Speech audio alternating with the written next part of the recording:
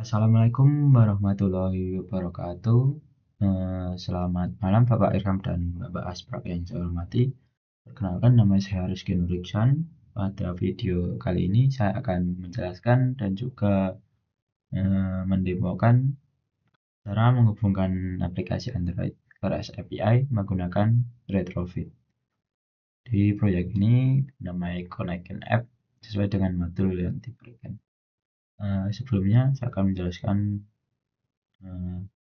singkat tentang Retrofit. Jadi Retrofit ini adalah library Android, kemudian digunakan untuk menangani proses pertukaran data antara aplikasi kita dengan server REST API. Jadi mempermudah untuk mengambil dan juga mengirim.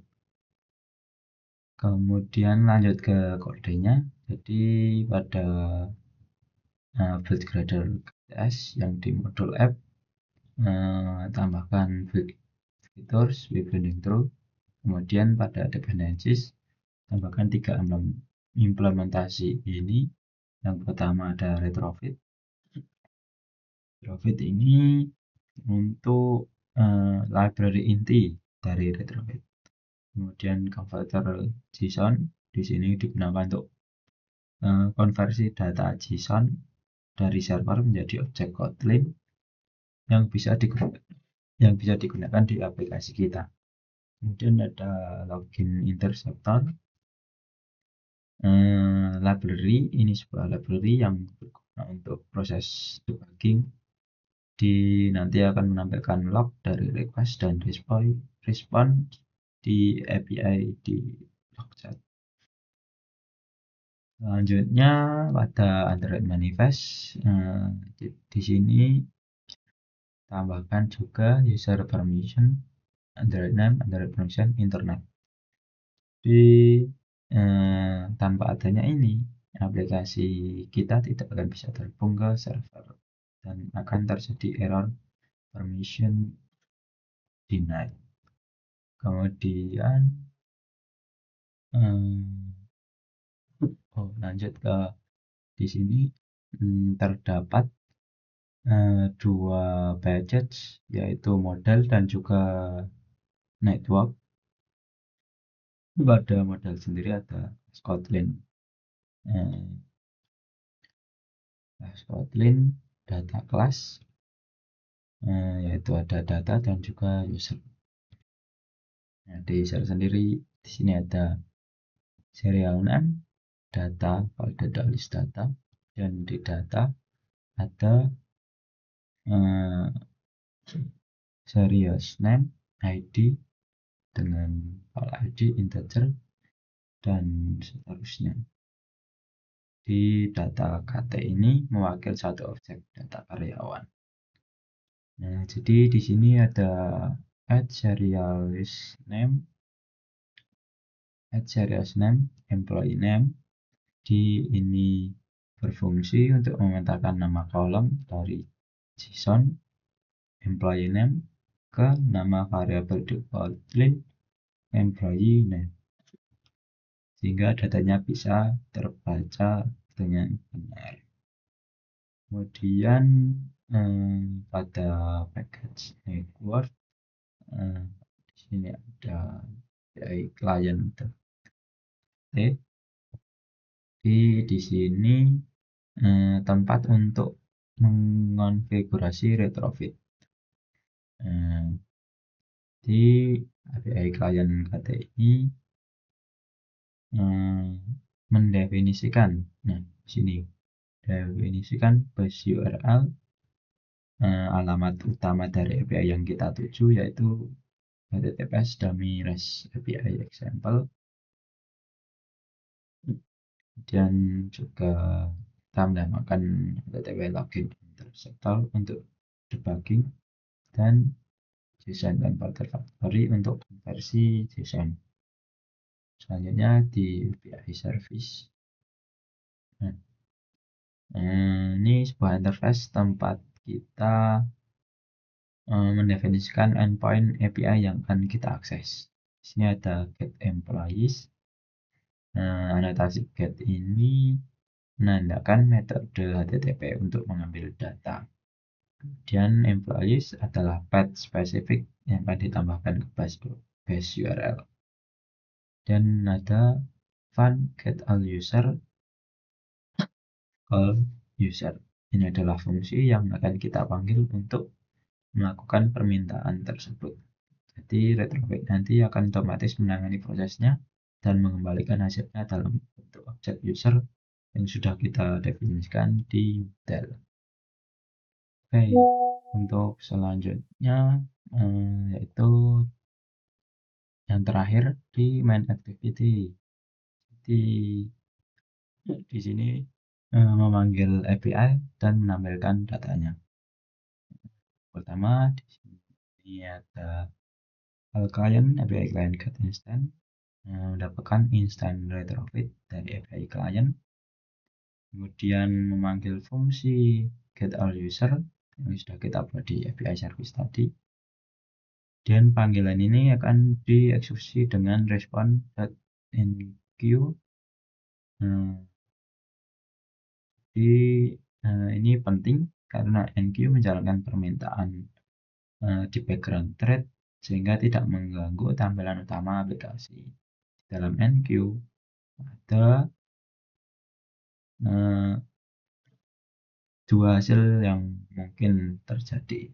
Yang pertama ada unrespond. Jadi ini akan berjalan jika aplikasi berhasil terhubung ke server. Jadi di dalamnya ini ada mengambil data karyawan employee name, kemudian memasukkannya ke dalam sebuah array list, lalu menambahkan di list view. Dan jika yang kedua ada on failure, ini jika koneksi gagal, misalnya tidak ada internet, jadi di sini kita akan menampilkan pesan TOS koneksi error. Oke, langsung aja kita ke tim aplikasi. Jadi saya tadi sudah menjalankan tampilan awalnya seperti ini. Jadi langsung menampilkan daftar nama karyawan dan data ini tidak disimpan di dalam aplikasi melainkan langsung diambil dari API. Jika kita lihat dari logchat-nya, nah di sini ada get API, ada status sukses. Sini jadi terlihat jelas data season mentah yang kita terima dari server. Jadi dari logchat ini membantu untuk debugging. Oke, kemudian jika simulasi gagal koneksi, jika saya mematikan koneksi internet,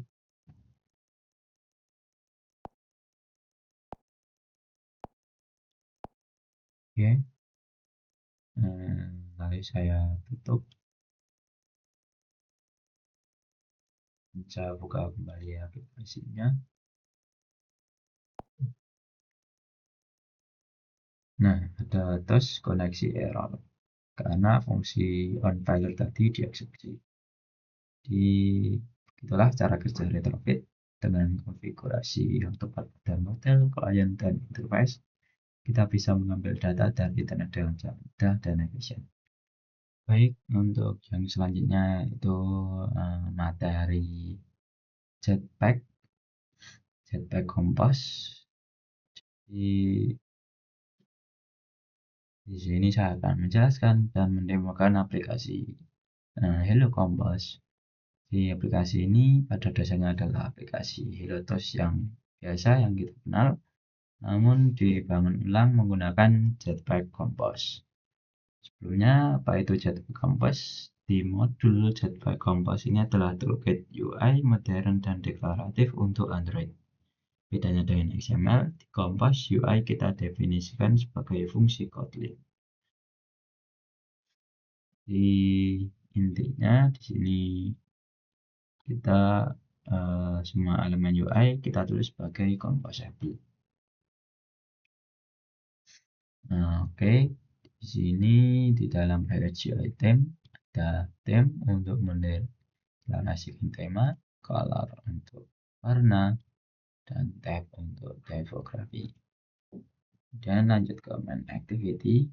Di sini untuk tata letak yang tombol horizontal.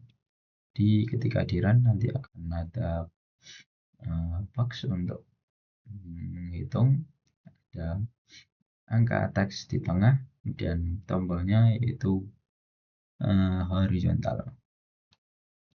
Oke, langsung saja ke kodenya. Di sini ada set content, hello compose theme, scaffold, modifier, fill max size. Di scaffold ini menyediakan struktur dasar tampilan seperti padding dan layout utama. Nah, di sini ada letos, screen, raw button, modifier, dan inner padding, memanggil fungsi komposable utama untuk menampilkan UI. Selanjutnya ada fungsi komposable utama yang menampilkan layar aplikasi ini tadi. Pertama, preview background, show background true. Ini composable di font hello terus screen raw button modifier. Jadi di sini tos dan nya akan dalam bentuk raw. Yang di sini ada validate local context current, itu mengambil konteks untuk menampilkan tos yang ketika diklik nanti buttonnya memunculkan tos make text seperti biasa. Dan ada var convey remember savable mutable state of 0. Di sini mutable state of 0 membuat state yang bisa berubah dengan nilai awalnya 0. Dan remember savable ini adalah memastikan state kita tetap tersimpan. Bahkan jika aplikasi mengalami perubahan konfigurasi seperti rotasi layar atau di restart. Dan saat count ini diklik, kita nanti hanya perlu misalkan on click count plus karena teks membaca stat count, Kompas akan otomatis memperbarui teks itu untuk menampilkan nilai baru.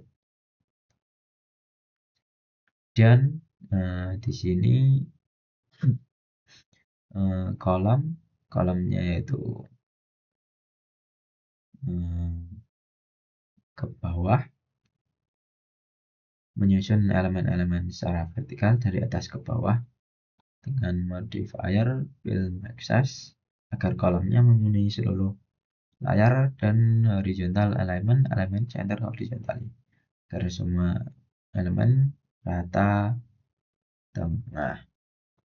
Dan ada box area kuning ini tadi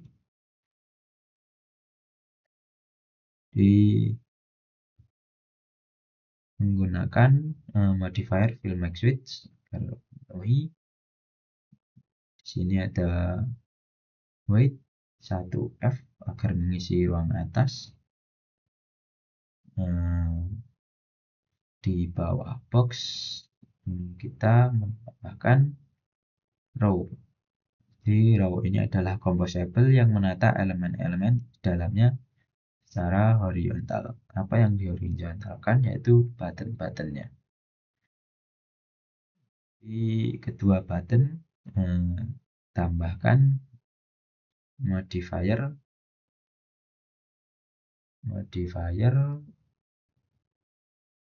weight 1F seperti yang dijelaskan di modul. Ini fungsinya sama seperti layout weight 1 di linear layout. Ini membuat kedua tombol membagi layar lebar secara merata. Dan juga menambahkan arrangement space by 8 dp pada row untuk memberi jarak antar tombol. Di sini ada jarak 8 dp. Oke, jadi selanjutnya ke demo aplikasinya aja langsung. Ini adalah tampilan ketika aplikasi dijalankan. Ini ada area angka yang besar di tengah-tengah, dan di bawah ada tombol tos dan juga count bersebelahan dalam satu baris dengan lebar yang sama persis. Di ketika kita count akan non-klik count plus plus 1, dan ketika tos akan muncul tos count 1. Kita angka 3, tosnya juga 3, 5 juga 5. Nah, di itu kita bisa melihat bagaimana Jetpack Compass memungkinkan kita membuat UI secara deklaratif menggunakan kolom, row, dan box untuk letak dan modifier untuk mengatur ukurannya. Yang paling penting yaitu menggunakan remember saveable untuk mengelola state yang membuat UI kita interaktif dan kreatif. Jadi sekian dari penjelasan dan demo modul Hello Kompas. Dan juga yang tadi, ya kurang lebihnya mohon maaf. Terima kasih.